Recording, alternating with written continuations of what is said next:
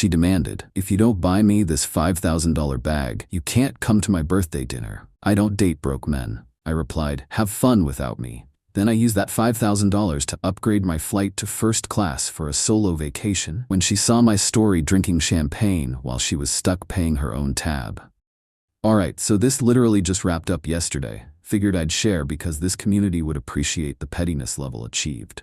Context time. I'm 29, software developer, making around $120K annually, which is solid money in my city.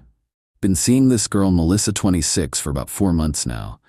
Met her at a rooftop bar through coworkers, and she seemed cool initially. Emphasis on seemed. Melissa works in event planning and makes decent money, but has expensive tastes that don't always align with her budget. Designer everything, luxury lifestyle, constant social media flexing. I noticed early on she was always showcasing stuff she couldn't really afford, but didn't think much of it at first. Here's where I probably should have seen the writing on the wall. Third date. Melissa casually mentioned how her ex used to buy her designer handbags and jewelry for special occasions, not asking me to do the same, just letting me know what she was accustomed to. Red flag number 1 that I stupidly ignored. By month 2, Melissa was dropping hints about wanting certain items for her birthday, which was coming up at the end of the month.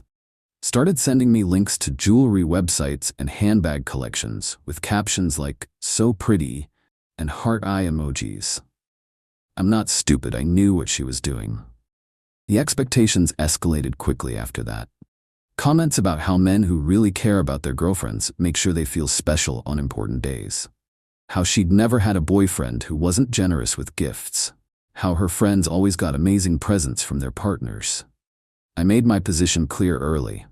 I'm generous with experiences and thoughtful gifts, but I'm not dropping thousands on material items to prove my feelings. If she wanted expensive accessories, she could buy them herself, or find someone else who enjoyed being a human ATM. Melissa didn't love that response, but seemed to accept it initially. Said she understood my perspective and appreciated honesty about financial boundaries. I thought we'd moved past the gold digger vibes, but apparently she was just strategizing. 2 weeks ago, Melissa's birthday planning went into overdrive. She booked dinner at this upscale steakhouse downtown for her friend group, made reservations at some trendy cocktail bar afterward, started talking about her birthday outfit and how excited she was for the celebration. The guest list was around 15 people, including her college friends, work colleagues, and some influencer types she'd met through event planning. I was obviously invited and expected to help with costs since I was her boyfriend, and she was the birthday girl.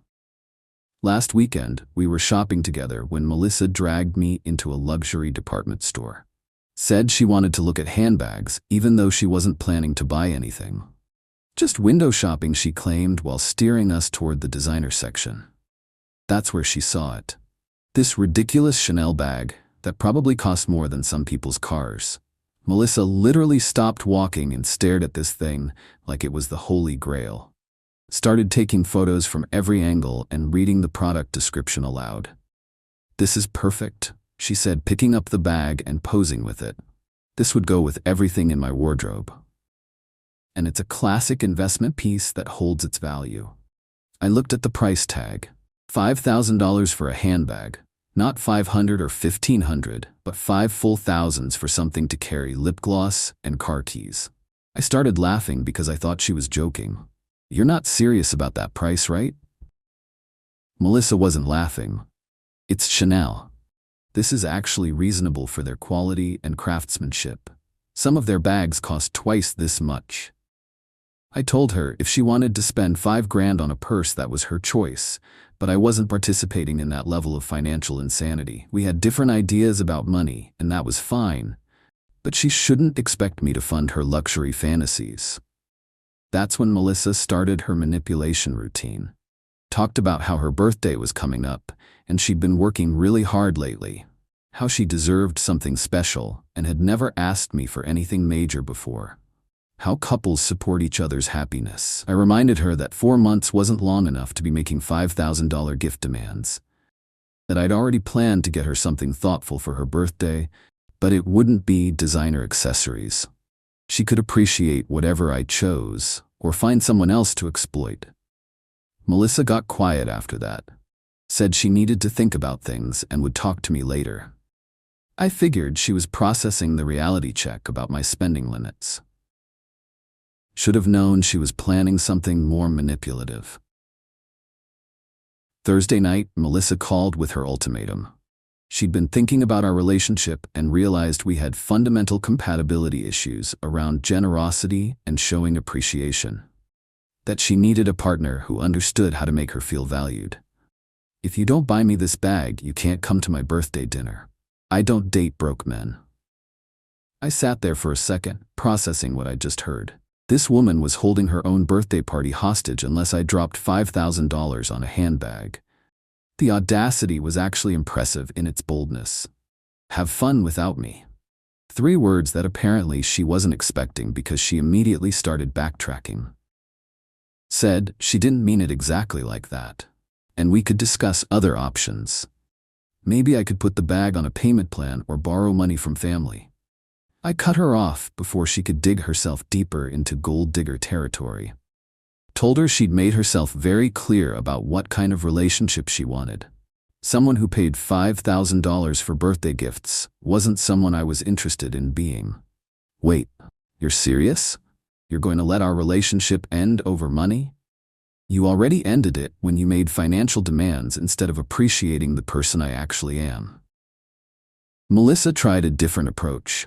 Started crying about how hurt she was, that I didn't value our relationship enough to make a meaningful gesture. How she'd thought I was different from other guys, but apparently I was just as selfish as everyone else. I told her the only selfish person in this conversation was the one making $5,000 demands after 4 months of dating. That she'd shown me exactly who she was, and I believed her. The relationship was over, and she could find someone else to fund her lifestyle. Friday morning, I did something that turned out to be absolutely perfect timing. Had been planning a personal trip to Portland for next week that I'd been keeping budget conscious with coach flights and modest hotels. Decided to treat myself to some actual luxury since I had $5,000 not being spent on handbags. Called the airline and upgraded my round-trip flights to first class.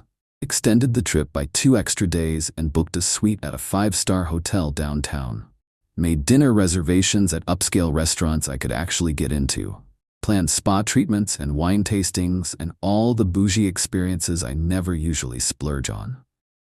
Total cost came out to exactly $2,847 for the flight upgrades and hotel upgrade, plus another $2,000 for activities and dining. Still came out to less than Melissa wanted for one handbag. Sometimes perspective is everything when it comes to understanding value. Saturday was Melissa's birthday dinner, which I obviously wasn't attending. Instead, I flew to Portland first class with champagne service and actually comfortable seats. Posted stories throughout the day about the upgrade and solo travel experience. The dinner apparently went exactly how you'd expect when someone throws a tantrum about their boyfriend not buying them expensive gifts. Melissa had to explain to 15 people why I wasn't there and foot the bill for her portion of an expensive group meal. Meanwhile, my stories were showing champagne service and first-class amenities. One of her friends texted me later asking what happened. I explained that Melissa had demanded a $5,000 handbag and uninvited me when I declined.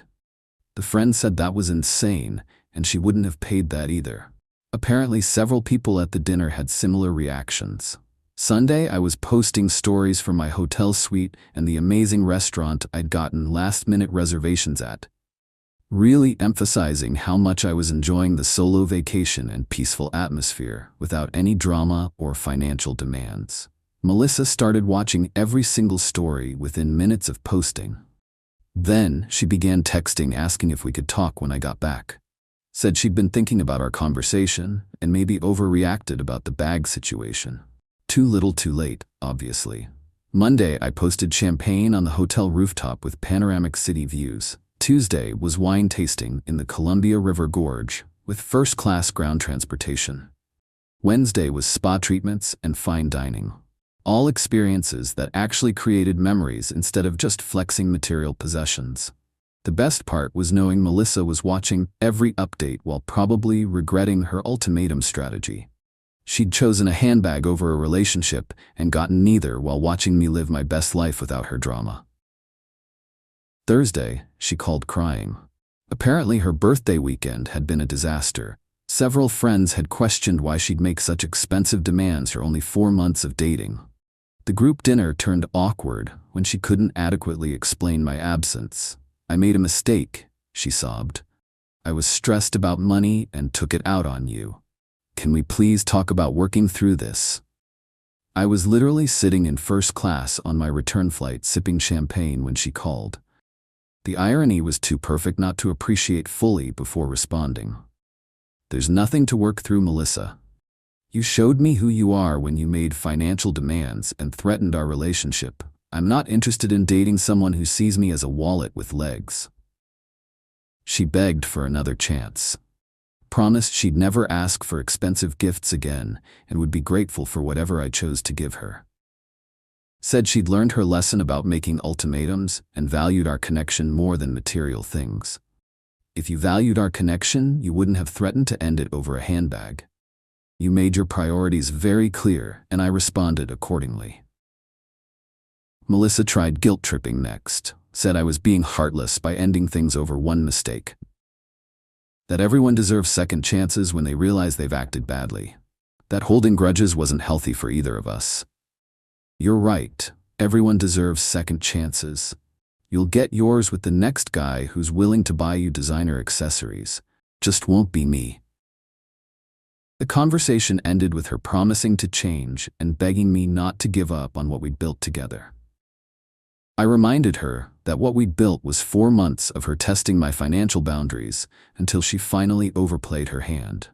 Got back home Friday to find she'd left a handwritten letter under my door, 3 pages of apologies and promises to do better. Said she'd been influenced by toxic friends who made her feel like she needed expensive things to be valued. That she'd rather have me than any designer bag. I threw the letter away without finishing it. Actions matter more than words, and her actions had shown me everything I needed to know about her character and values. Some people reveal who they truly are when they think they have leverage over you. The weekend was peaceful without constant pressure about money and gifts. Realized how much mental energy I'd been spending on managing her expectations and defending my financial choices. Being single was actually relaxing compared to dating someone with gold digger tendencies. Monday, Melissa showed up at my apartment building. The doorman called up to ask if I wanted to see her, and I declined. She apparently waited in the lobby for 2 hours, hoping I'd change my mind. Eventually left when the doorman told her she couldn't camp out indefinitely. Tuesday, she tried reaching me through LinkedIn with a professional message about wanting to discuss our relationship like mature adults. I blocked her there too, because using professional networking to circumvent personal boundaries is stalker behavior. Her friend Emma called Wednesday asking if I was willing to hear Melissa out. Apparently she'd been crying for days and couldn't understand why I was being so unforgiving about one mistake. Emma seemed to think I was overreacting to normal relationship conflict. I explained that demanding $5,000 after 4 months wasn't normal relationship conflict. That threatening to uninvite me from her birthday unless I bought her designer accessories wasn't one mistake, it was calculated manipulation. Emma said Melissa had always been high maintenance about gifts, but usually backed down when guys pushed back. That she'd probably expected me to negotiate, rather than actually ending things. Apparently, my immediate acceptance of the breakup caught everyone off guard. Maybe that's the problem, I told Emma. She's used to manipulating men who negotiate with financial ultimatums instead of walking away immediately. Thursday, I ran into one of Melissa's work colleagues at a coffee shop downtown. She approached me to say she'd heard about the birthday situation and thought Melissa had been completely out of line with her demands. Apparently, the story had spread through their office and most people agreed that expecting expensive gifts after such a short relationship was unreasonable. Several women had told Melissa she'd sabotaged a good thing by being greedy and materialistic. She's been miserable since you broke up, the colleague said. I think she genuinely regrets how she handled things. I appreciated the update but explained that regretting consequences isn't the same as understanding why your behavior was wrong. That Melissa was probably more upset about losing someone to fund her lifestyle than about losing me specifically. This morning, I got a text from Melissa's number that was obviously written by someone else. Formal tone, asking if I would consider mediation to resolve our communication issues. Probably her sister or mother trying to help patch things up. I responded that there weren't any communication issues. Melissa had communicated very clearly that she expected $5,000 gifts and wouldn't date broke men. I'd communicated very clearly that I wasn't interested in that type of relationship. The Portland trip ended up being exactly what I needed to reset my perspective on dating and standards.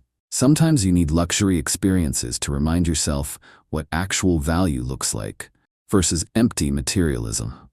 $5,000 bought me first-class flights, gourmet meals, hotel suites, spa treatments, wine tastings, and memories that will last forever. Melissa wanted to spend the same amount on a handbag that would sit in her closet collecting dust.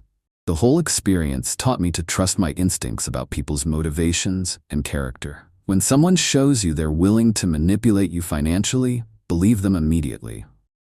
Don't wait around hoping they'll develop better values. Been on a couple dates since getting back, and it's amazing how much easier conversation flows when you're not constantly defending your spending choices. Turns out plenty of women appreciate thoughtful gestures over expensive purchases. Melissa apparently started dating some finance bro who bought her the Chanel bag for their 2-week anniversary. Her friend Katie mentioned it when we ran into each other at a bar last weekend. Said Melissa was thrilled to finally find a generous man.